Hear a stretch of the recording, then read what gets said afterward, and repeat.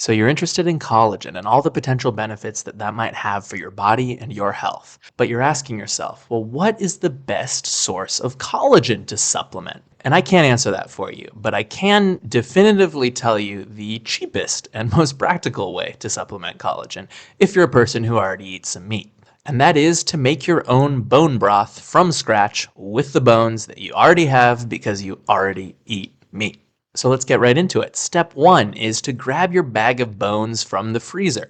What? You don't have a bag of bones in your freezer? Well, next time you go to the butcher or the grocery store or wherever you get your meat, grab some cuts that have bone in, cook with them, and then when you're done, put them in a bag in your freezer. And eventually you'll have enough to make your own bone broth. So first we want to fill a slow cooker. I'm using a crock pot with the bones, as many as we can fit to make a large batch.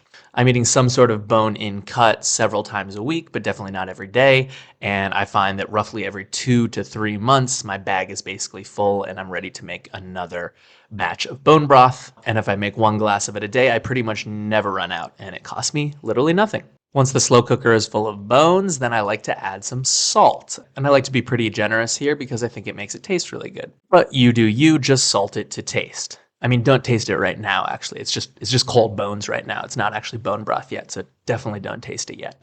Just guess how much salt you'll probably want, which I think is a quite liberal amount. Then I like to put a little bit of white vinegar in. I think this helps break down the material and the marrow in the bones and just extract a little bit more from them. So add a few dashes of vinegar. But again, this is not a Michelin star recipe here. We're just simply making something at home with ingredients we already have for its nutritional value.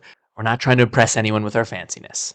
So now once we've filled the slow cooker to the brim, you're going to want to add water until the bones are covered.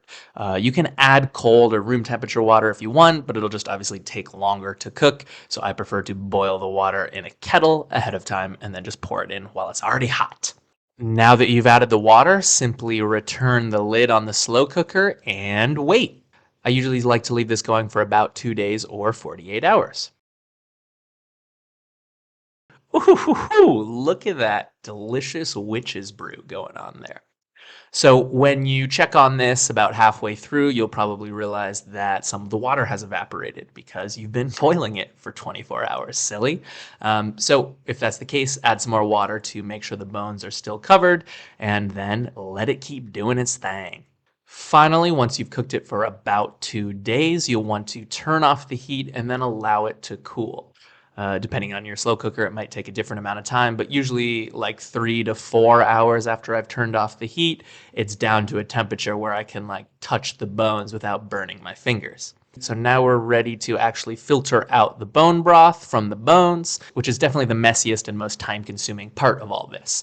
So you can do this however you want. What I like to do is put the Tupperware that I'm going to store this in the sink basin. Then I put a thick colander on top of it and then just start pouring the broth in. You're going to want to be a little bit careful here because if you filled your bones all the way up to the brim, they might fall out. So take your time here and try not to spill any.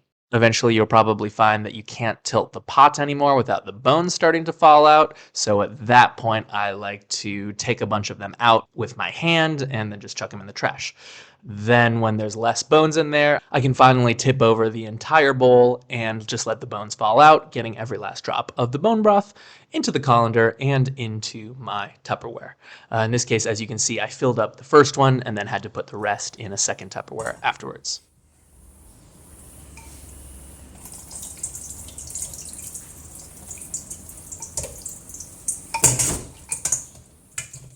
Then you can just keep these in the refrigerator for a very long time and just take a little bit anytime you want a glass of bone broth. I like to drink them during my workouts as like a pre-workout. So you might be asking yourself, what's with all that fat on the top there? That doesn't look very good. But again, if you eat animal products, you're probably no stranger to fat and the numerous nutritional benefits of fat and the fat-soluble vitamins it contains.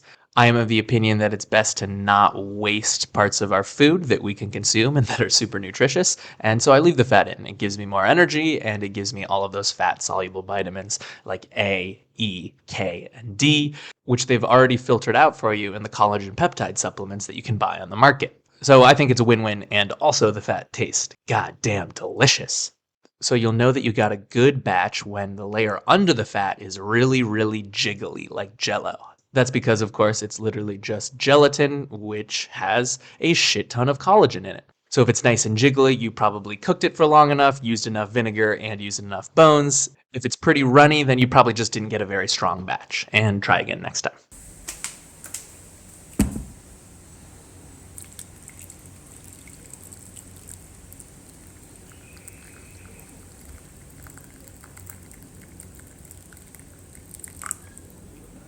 Ooh, look at that greasy goodness. I like to consume this just as a nice hot tea, or I like to add a little rice to it to make sort of a rice soup, or as I like to call it, a big boy bulking broth. All right. Thank you guys very much. Have a great day, and we'll catch you in the next one.